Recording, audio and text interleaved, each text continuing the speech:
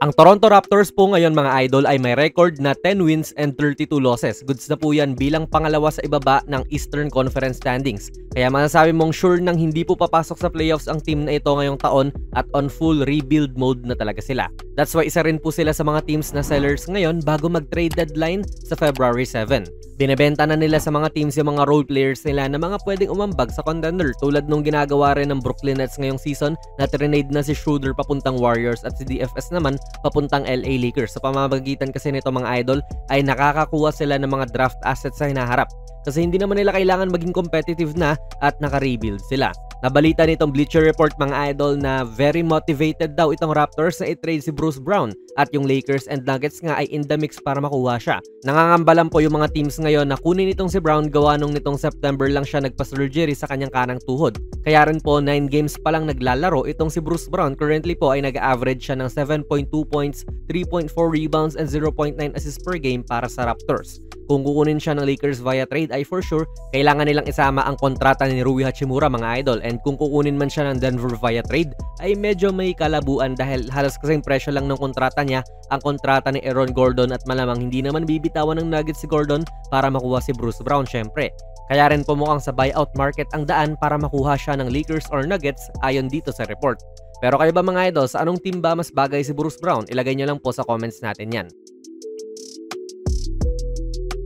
Hindi lang din po si Brown ang willing ibenta ng Raptors mga idol kundi sina Kelly Olynyk din at Chris Boucher. Sila daw yung dalawang players na maaaring abangan natin na i-trade din po ng Toronto according sa Bleacher Report. Sinabi ni Mark Stein na kasama daw si Olynyk sa mga bigs tulad ni Valanciunas, Vooch, Robert Williams na maaaring i-trade ng kanilang mga teams. Sinabi rin po sa report noon na muntik na nga makuha ng Warriors itong sa Olynyk nung nasa Jazz pa siya last season. Hindi nga lang po iyon nangyari kasi na-trade na siya papuntang Raptors. Medyo bagay din po sa Olynyk sa Warriors mga idol, no? Sweet shooting big man po ito na swak sa kanilang sistema. Kaya rin niyang mag-playmake paminsan kung nakailangan, ginagawa niya yon nung nasa Miami pa siya. Kaya let's see kung kukunin siya ng Dubs mga idol. Ngayong season ay nag-average siya ng 6.5 points, 3.4 rebounds and 2.2 assists per game. 45.2% din po ang shooting niya mula sa 3 so far. Tapos si Chris Boucher din po ay maaaring i-trade na rin ng Toronto. Although ito hindi masyadong matunog kasi may interest din siya na bumalik sa Toronto eh. Pero siguro sa right price ay baka willing na rin i-trade to ng Raptors. 6'9 player to na may mahabang galamay at championship experience na rin kahit papaano sa Raptors noong 2019. Mas babad nga rin siya kay Olynyk sa rotation at ang kanyang kontrata ay 10 million lang po. Very team friendly ito kaya maaaring maengganyo din ang mga teams.